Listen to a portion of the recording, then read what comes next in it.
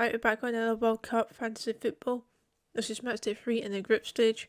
These are changes that I'm going to make. First I'll look at Matchday 2 and see how I end up scoring the points. As of right now, all the players have played their games, and this matchday ended up getting a total of 39 points. This isn't amazing, but as I always say, for the Champions League fantasy football that I do, I always say I aim between 30 and 50, and if I get a bit, and that's like my goal. If I get between this, I'm happy with 39. Yes, of course I want to get more than 50, but if I can't get over 50, I'm happy between the 30 and 50 mark.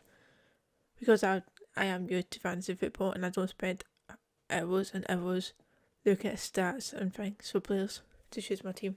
First of all, look at the bench. I did have Couture in. Belgium did lose a game. Couture getting 0 points. But thankfully, Costa did end up turning up in this game, managing to get 7 points in that one against Uruguay after getting 0 points in the previous match week. So once again, the player with the most points is Messi with 18 points. He has the captain, so his points is doubled. So did actually only get 9 points. But again, that is still the most points of any player. In terms of the English players I have in my team, that was very average. Trippier definitely turned up this time after only getting 1 point in the previous match day. Bellingham only getting 2 points, unlike in the previous one he got 8 points, but as expected. I didn't expect him to score another goal. He's a midfielder, not a striker. Saka with 2 points again, and again I didn't expect him to score 2 goals this time. Unfortunately, Charlton didn't manage to get a goal against Switzerland this game. I was hoping he would be able to, but again, he did score 2 goals in the first game, so he might not have. He's not a player that scores every game like Messi. So overall in the defence, Cancelo, Trippier and Marquinhos did end up getting 6 points. Unfortunately, Dumfries only got 1. However, overall I say that's pretty decent across the board. Midfield, very average. 2 points for 3 of them, 1 point for Kimmich.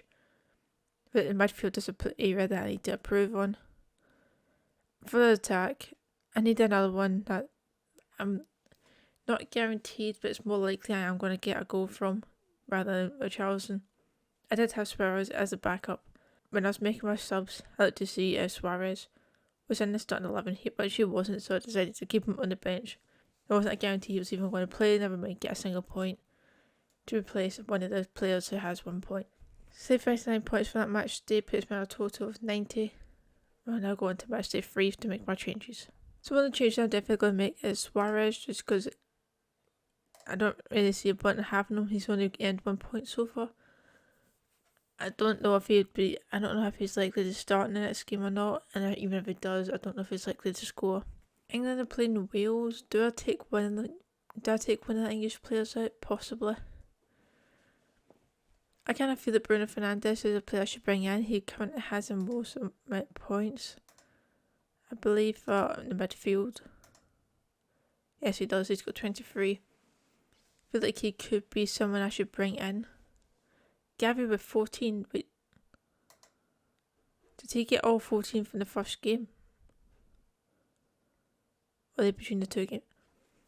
I want to see. This is why I want to see the breakdowns. I want to see if these points are from the 1 game or from the 2 games.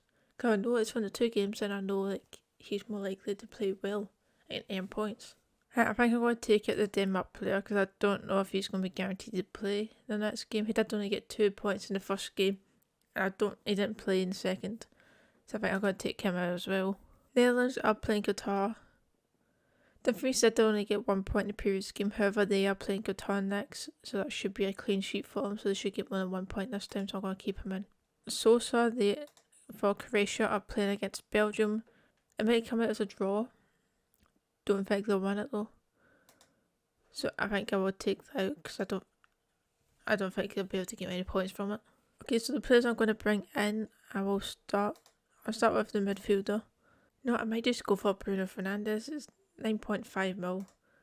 So I think he's going in. Okay, for the phone. Okay, I've got 11.5 mil left. I do need to get 2 players of this, so I can't get Mbappe, unfortunately. Oliver Giroud might be a shout, actually. He's been playing decent. He's been getting into the team. As well as Cody Gakpo. Who are they playing again? I forgot. Oh, Qatar. Well, you might be able to score against them. It might be worth putting Cody in. You know what, I'm going to look at defenders and see who I can get. And then I'll pick the attacker depending on who I can afford. I mean, there's only a 0.5 mil of a difference between them anyway. Morocco defender's actually top with the most amount of points at 19, surprisingly, with 4.5 mil. Putting him in would actually mean I would have enough for a 7 mil player, which was Cody. So actually, if I want to put Giroud in, I need somebody that's 4 mil or less. Glick could be a shout, he's only 4 mil. Although, they are playing Argentina. Never mind. I don't think they'll keep a clean sheet or anything against them. Though Morocco might actually be the underdogs of the tournament. They drew against Croatia. They beat Germany. They could beat Canada. If they beat Germany, it makes sense that they could beat Canada. You know, I think I'm going to go for this guy. Argaard. Since he's 4 mil, that means I will then be able to put in Oliver Giroud. I really hope that's the case, or Oliver Giroud's points aren't all from the first game. You know what? Let's just go for that. Confirm. As you've used all your free transfers, these transfers will cost you 3 points. Am I getting charged 3 points because I used one too many transfers? Or in total over the first 2 games have I used all my transfers? Okay, so I think you're going to have 2 free transfers, right? Okay, so these are going to be the transfers that I make. I don't know if it's charging me because I'm doing this before midnight, so it's actually 28 still. Because technically it might still be match day 2. Right, so this is going to be my team. I'm not going to click confirm yet. I'm going to wait until after midnight, so it's the 29th, and I'm going to come back to this and make the same changes that I've got on screen and see if it's still going to charge me 3 points because I'm doing the transfers after midnight on the 29th for the new max day. That might be because it's before that. If I can only do 2 subs, then I'll change one. I'll show you a screenshot on the screen right now as to which 2 I end up keeping and the one I didn't. So I hope you've enjoyed this video. If you have, be sure to leave a like, subscribe, and I'll see you next time for another video. See ya.